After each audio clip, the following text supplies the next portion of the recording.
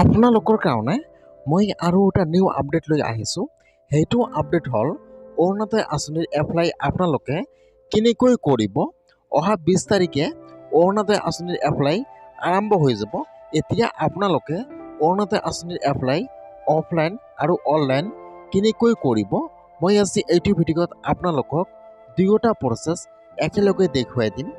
যদি আপোনালোকে মোৰ চেনেলত নিউ হয়, মোৰ চেনেলটো সাবস্ক্ৰাইব কৰি ৰাখি দিব। মই আপোনালোকৰ কাৰণে সদায় নিউ ভিডিঅ' আনি থাকোঁ।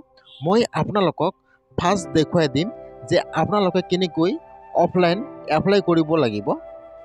অফলাইন এপ্লাই কৰিবলৈ হ'লে আপোনালোকে ফাৰ্ষ্ট এইটো ফৰ্ম ডাউনলোড কৰি লৈ প্ৰিণ্ট কৰি ল'ব।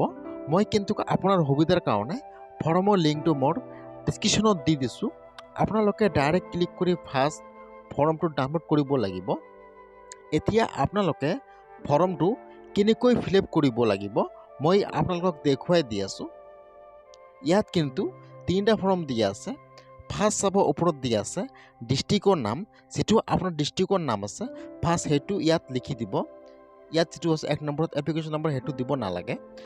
আপোনালোকে যদি গ্ৰামৰ হয় ইয়াত আপোনালোকে ৰুলাৰৰ টিক মাৰ্ক দিব, আৰু যদি আপোনালোকে টাউনৰ হয় ইয়াত চাব দিয়া আছে উৰ্বান, আপোনালোকে উৰ্বানৰ টিক মাৰ্ক দিব।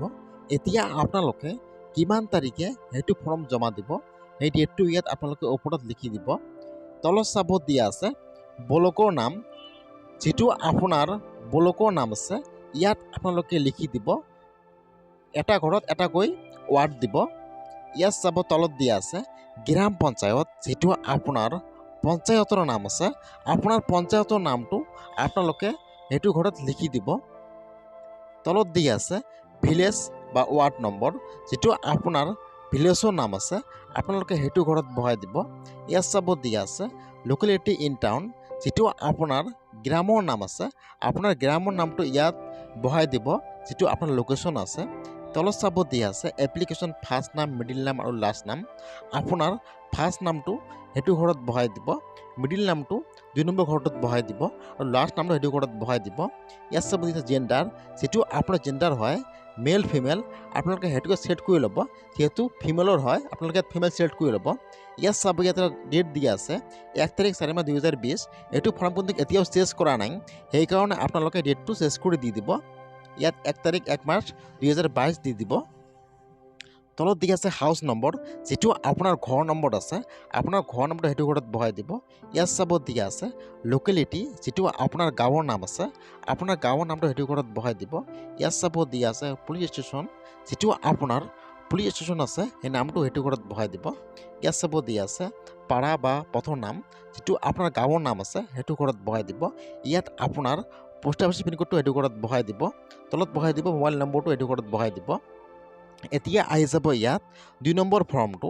ইয়াত চাব দিয়া আছে ফাৰ্ষ্ট কৰ্মিক নম্বৰ, নাম, এগ, জেণ্ডাৰ, ৰিলেশ্যনশ্বিপ, আৰু ইয়াত চাব দিয়া আছে কৰ্মিক নম্বৰ।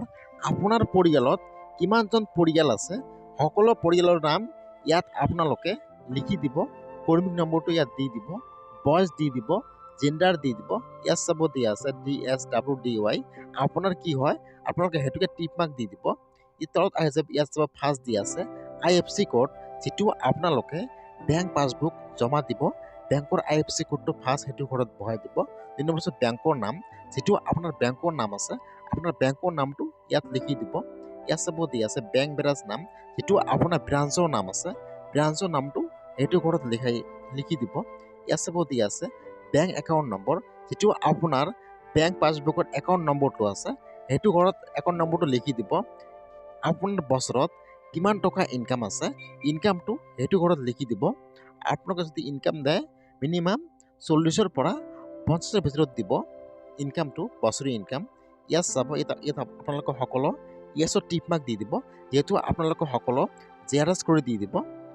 আপোনালোকে ইয়াত সকলো ইয়েছৰ টিক মাৰ্ক দি দিব। এতিয়া আপোনাৰ 2 নম্বৰ ফৰ্মটো ফিল আপ হৈ গ'ল। এতিয়া আপোনালোকে ইয়াত এই দুটা টিক মাৰ্ক দি দিব। ইয়াত চাব দিয়া চিগনেচাৰ, আপোনালোকে ইয়াত চিগনেচাৰ কৰিব। যদি চিগনেচাৰ কৰিব নোৱাৰে ইয়াত চাব আপোনালোকে ইয়াত থাম্ব লগাই দিব। এতিয়া আপোনালোকে ইয়াত তলত একো লিখিব নালাগে, সেইটো হৈছে অফিচৰ কাম, আপোনালোকে জাষ্ট চিগনেচাৰ কৰিব। এতিয়া আপোনালোকে ফৰ্মটো ক'ত জমা দিব লাগিব মই আপোনালোকক দেখুৱাই দি আছোঁ।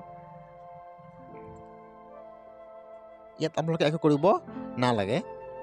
ইয়াত চাব দিয়া আছে অনুগ্ৰহ কৰি আবেদন পত্ৰখিনি ছপা কৰি উলিয়াই নগৰ স্থানীয় সংস্থা গাঁও পঞ্চায়তৰ কাৰ্যালয়ত দাখিল কৰক। যিটো আপোনাৰ পঞ্চায়ত আছে আপোনালোকে তাত যাই সেইটো ফৰ্মৰ লগত আপোনাৰ সকলো ডকুমেণ্ট জমা দিব। অহা কিন্তু 20 তাৰিখে এপ্লাই আৰম্ভ হৈ যাব। এতিয়া আপোনালোকে কেনেকৈ অনলাইনত এপ্লাই কৰিব মই আপোনালোকক দেখুৱাই দি আছোঁ। আপোনালোকে ফাৰ্ষ্ট আপোনাৰ মোবাইলৰ যিকোনো এটা ব্ৰাউজাৰ অপেন কৰি ল'ব। আপোনালোকে চাৰ্চ কৰিব অৰুণোদয়, যিটোত 1 নম্বৰত অপশ্যন আহি যাব অৰুণোদয়। আপোনালোকে সেইটোৰ ওপৰত ক্লিক কৰিব। মই কিন্তু আপোনাৰ সুবিধাৰ কাৰণে ৱেবছাইটৰ লিংকটো মোৰ ডিছক্ৰিপশ্যনত দি দিছোঁ। আপোনালোকে ডাইৰেক্ট ক্লিক কৰি এইটো অপশ্যনত আহি যাব। ইয়াত চাব 1 নম্বৰত দিয়া আছে অৰুণোদয়, আপোনালোকে সেইটোৰ ওপৰত ক্লিক কৰিব। এতিয়া কিন্তু অৰুণোদয় অফিচিয়েল ৱেবছাইটটো ইয়াত খোল খাই যাব। আপোনালোকে ফাৰ্ষ্ট আপোনাৰ ব্ৰাউজাৰটো ইয়াত ডেস্কটপ চাৰ্ট কৰি ল'ব।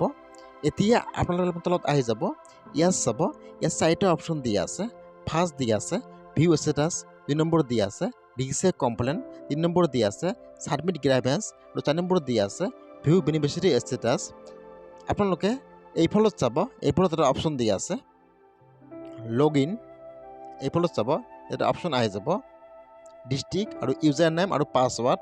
যেতিয়া নিউ এপ্লাই আৰম্ভ হৈ যাব ইয়াত এটা অপশ্যন শ্ব' কৰিব নিউ ৰেজিষ্টাৰ এপ্লিকেশ্যন বা নিউ ৰেজিষ্টাৰ লগ ইন। এতিয়া যিহেতু এপ্লাই আৰম্ভ হোৱা নাই সেইকাৰণে এইটো অপশ্যন ইয়াত শ্ব' কৰা নাই। যেতিয়া এপ্লাই আৰম্ভ হৈ যাব অহা কিন্তু 20 তাৰিখে অনলাইন আৰু অফলাইন দুয়োটা এপ্লাই আৰম্ভ হৈ যাব। যেতিয়া অনলাইন এপ্লাই আৰম্ভ হৈ যাব মই কিন্তু আপোনালোকক সকলোৰে আগত ভিডিঅ' দি দিম। সেইকাৰণে আপোনালোকে চেনেলটো ছাবস্ক্ৰাইব কৰি ৰাখি দিব। অহা কিন্তু 20 তাৰিখে অৰুণোদয় আঁচনিৰ এপ্লাই আৰম্ভ হৈ যাব। মই সেইকাৰণে আপোনালোকক সকলোৰে আগত ভিডিঅ' দিলোঁ যে আপোনালোকে এনেকুৱাকৈ এপ্লাই কৰিব লাগিব। আজিৰ ভিডিঅ' ইমানেই আছিল।